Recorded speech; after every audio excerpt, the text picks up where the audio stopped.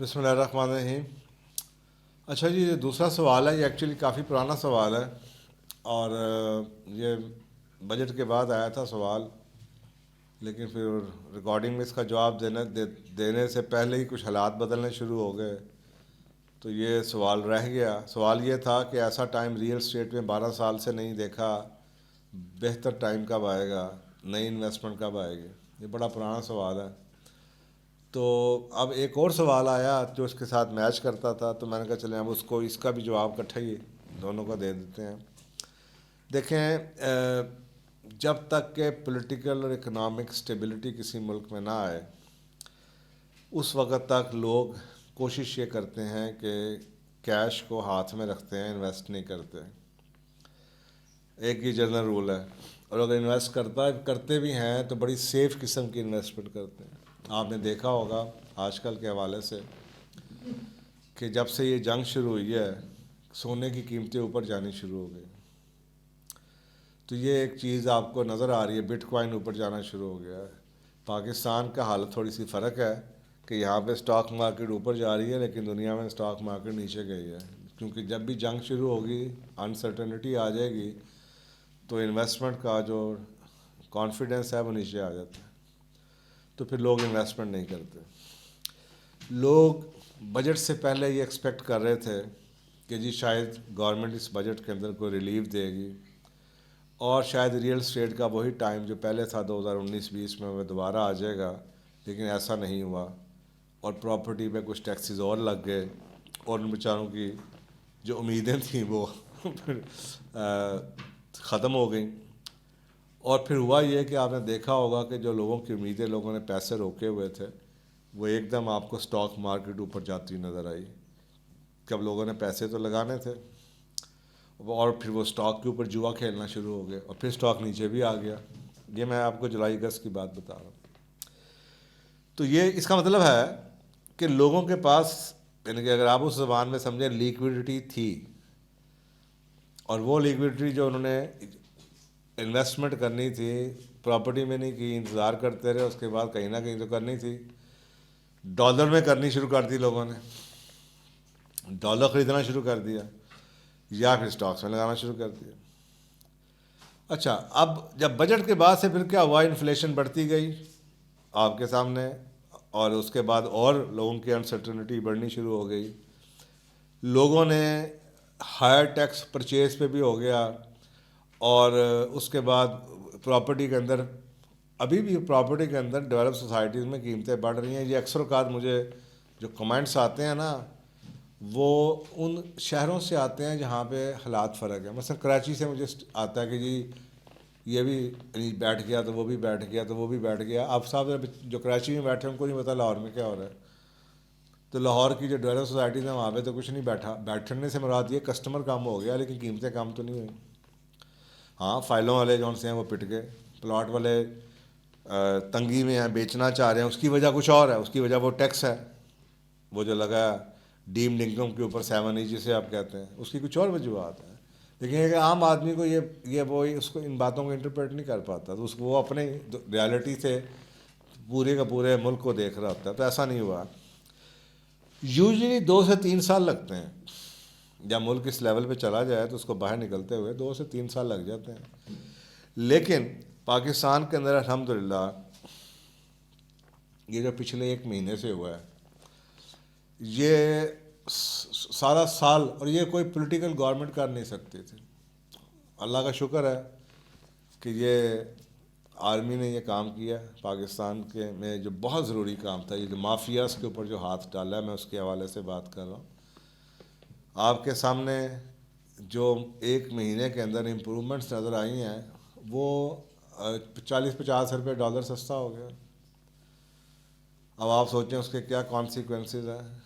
اسی طریقے سے سونے کا مافیا، ٹیکس ہی نہیں لوگ دیتے ہیں، چوری کا سارا اسمگلنگ کا سونا ہے۔ اسی طریقے سے آپ کا پاکستان میں خوراک نہیں ہے، کھانے کی چیزیں نہیں ہیں، ساری کی ساری افغانستان جا رہی ہیں۔ اسی طریقے سے ٹرانزٹ ٹریڈ کے تحت ساری اسمگلنگ ہو رہی ہے، سامان آتا ہے افغانستان جانے کے لیے، یہیں پہ رک جاتا ہے، ٹیکس ہی نہیں دیتے۔ یعنی کہ انپریسیڈنٹڈ یہاں پہ مافیاز ہیں۔ پاکستانیوں کا دماغ غلط چیزوں میں بہت تیز چلتا ہے کہ کہاں سے کیا گھمانا ہے اور کس چیز سے جو کسی اور کی بھی ہے میں نے اس کے اندر فٹ ہو گیا اپنا فائدہ کیسے اٹھا. یہ سب کچھ ہو رہا تھا. اور آپ سوچیں کہ یہ ان کو پتہ ہے کہ کیا ہو رہا تھا. جب انہوں نے ہاتھ ڈالا ان چیزوں کے اوپر تو ایک مہینے کے اندر آپ کے سامنے حالات بدل گئے. اور جو ہماری مینوفیکچرنگ ہے اور جو ہماری پروڈکشن ہے اور ہماری جی ڈی پی کی گروتھ ہے, یہاں تک کہ آئی ایم ایف نے اور ورلڈ بینک نے بھی پازیٹیو جو فور کاسٹنگ کرنی شروع کر دی. ویسے وہ اتنی امپریسو نہیں ہے, 2.5% 2 سال یا 6% گروتھ ہوگی پاکستان میں 2023-24 میں جو مائنس میں تھی.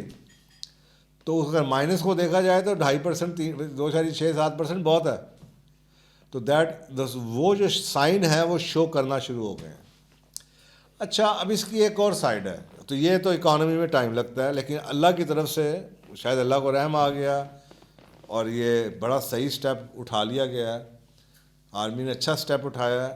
اس پہ جو مرضی لوگوں کی اوپینین ہو, لیکن ایک عام آدمی کے لیے تو یہ ایک بہت بڑی ایک بلیسنگ ان ڈسگائز تھی. ایک رحمت سے کم نہیں ہے کہ اچانک یہ حالات ہونے شروع ہو گئے. اب صاحب ذرا دوسرا سٹیپ یہ ہے کہ مہنگائی کو قابو کیا جائے. تھوڑی بہت نیچے آئی ہے لیکن اور آنے کی ضرورت ہے, اور ابھی آئے گی انشاءاللہ. ڈالر بھی انشاءاللہ نیچے آئے گا. اچھا اب ایک اور بڑی چیز جو ہوئی اسی کے اندر وہ یہ ہوا کہ جن لوگوں نے ڈالر کو ہولڈ کیا ہوا تھا اس اینٹیسپیشن پہ کہ جی پراپرٹی کے اندر تو کام ہے نہیں کیونکہ پراپرٹی پہ ٹیکس بہت لگ گئے ہیں, اور لوگوں کے پاس جن کے پاس پیسہ ہے, اور آپ کو پتہ ہے پاکستان کی 2 سے 2.5 گنا اکانومی کہا جاتا ہے انڈر گراؤنڈ ہے, یعنی کہ جتنی جی ڈی پی نظر آتی ہے اس سے کئی زیادہ ایسی ہے جو انڈاکومنٹڈ ہے. چلیں 2-2.5 گنا نہ بھی ہو تو ڈبل 150% تو ضرور ہوگی. دیٹ مینس کہ وہ پیسہ جو گھروں میں پڑا ہوا ہے جو کہ ان اکاؤنٹ فور ہے. اب جب وہ پتہ چلا کہ جناب 270 80 پہ 90 پہ 300 پہ 310 پہ لوگوں نے ڈالر لے کے رکھے ہوئے تھے اور اس پہ جوا کھیل رہے تھے, جس کی وجہ سے ڈالر اوپر جا رہا تھا. بھائی ان کو ہوا ڈالی ہوئی تھی کہ ڈالر نے اوپر ہی جانا ہے, ڈالر نے اوپر ہی جانا ہے.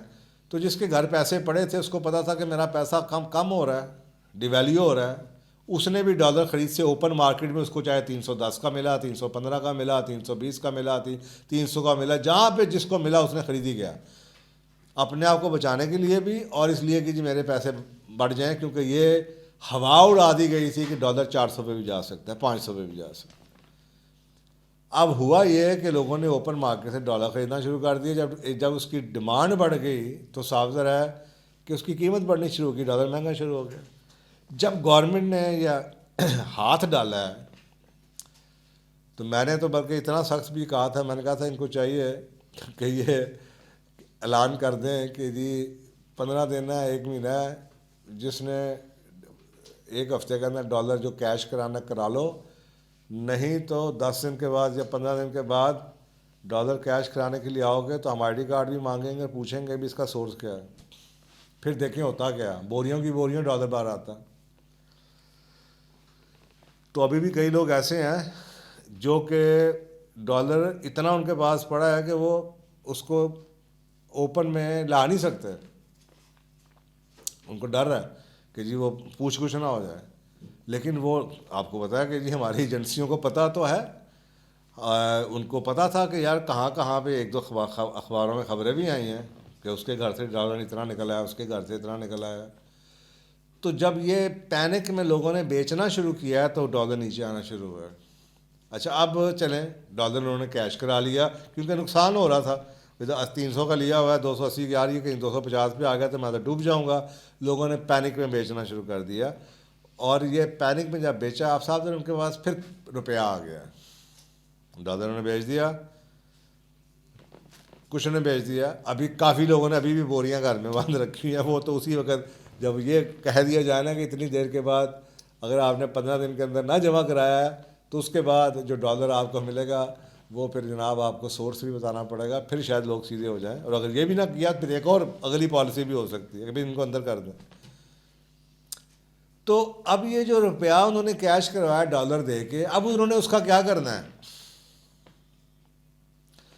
تھوڑی بہت دیکھیں گے، 15 دن دیکھیں گے، مہینہ دیکھیں گے، 1.5 دیکھیں گے، 2 دیکھیں گے، پھر جب دیکھیں گے کہ بھائی اب کچھ اور نہیں ہے، ڈالر نے اوپر نہیں جانا، تو اب انہوں نے کیا کرنا شروع کیا آپ کے سامنے؟ اب انہوں نے سونا لینا شروع کیا، سونا کی قیمت بڑھنی شروع ہو گئی ہے، اسٹاک میں لگانا شروع کر دیا ہے، اسٹاک 51,000 سے اوپر چلا گیا،